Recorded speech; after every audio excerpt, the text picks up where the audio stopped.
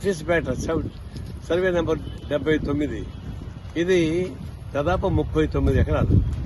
ఇది నవాబ్ కాలనీ తగ్గట్టు సరైన డాక్యుమెంట్స్ సరిగ్గా లేవు. ఎటుపట్టి అటు మేనేజ్ చేసుకున్నారు. 39 ఎకరాలు చాలా వాల్యుబుల్ ల్యాండ్. నేను రకరకాల పద్ధతుల్లో అప్పుడున్నటువంటి కలెక్టర్ కానీ ఆర్డీఓ కానీ వీళ్ళందరూ కూడా తారుమారు చేసి దీనంతా మార్చేశారు. అందులో వసంత కృష్ణ ప్రసాద్ అతను ఒకప్పుడు టీడీపీలో యాక్టివ్ ఉన్నాడు, తర్వాత వైసీపీలో ఎమ్మెల్యేగా ఉన్నాడు, తర్వాత మళ్ళీ టీడీపీకి ఎమ్మెల్యేగా ఉన్నాడు.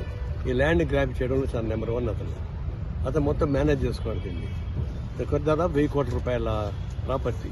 ఇప్పటికే 4 ఎకరాల్లో ఇండ్లు కట్టి అమ్మేశాడు, విల్లాస్ కట్టి అమ్మేశాడు. ఇప్పుడు మిగిలిన దాదాపు 20 ఎకరాలకు మిగిలింది. ఇవి కూడా మొత్తం ప్లాన్ చేసుకుంటున్నాడు. ఈ విధంగా అన్యాయకతం అయిపోతే ఇంకా ప్రభుత్వం ఉండే లాభం. నేను కోరేది ఏంటంటే 20-25 ఏళ్లుగా అతను ఇల్లు కట్టుకుని అమ్ముకుంటుంటే దీన్ని ఆక్యుపై చేసుకుంటే ఆర్ఐ ఏం చేశాడు, ఎంఆర్ఓ ఏం చేశాడు,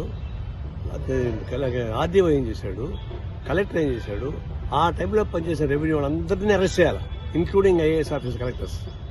అప్పుడు కానీ బుద్ధి రాదు వీళ్ళకి. వాళ్ళ రికార్డ్స్ మొత్తం తారుమారు చేసి పకడ్ బంద్ చేసి పంపించేసి వెళ్ళిపోయారు.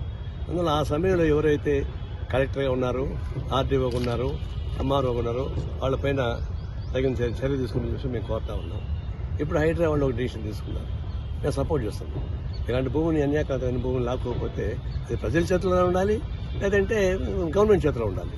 అంతేకాని ల్యాండ్ గ్రాబర్ చేతిలో ఉంటే కుదురుతుంది. 1000 కోట్ల రూపాయల ఆస్తి. అందులో హైడ్రాజ్ చేస్తే కరెక్టే, దానికి అవసరమైతే చర్యలు తీసుకోవాలి. సుప్రీంకోర్టు దాకా పోవాల్సి వస్తుంది, పకడ్బందీ చేసుకోవాలి, గత ఆఫీసర్ బందీ చర్య తీసుకోవాలి. ఎప్పుడైతే ఎవరైతే దీన్ని సంతకాలు పెట్టారో వాళ్ళందరిపైన కఠిన చర్యలు తీసుకోమని మేము కోరుతా ఉన్నాం. హైడ్రా తీసుకున్న దేశాన్ని సిపిఐ సపోర్ట్ చేస్తా ఉంది.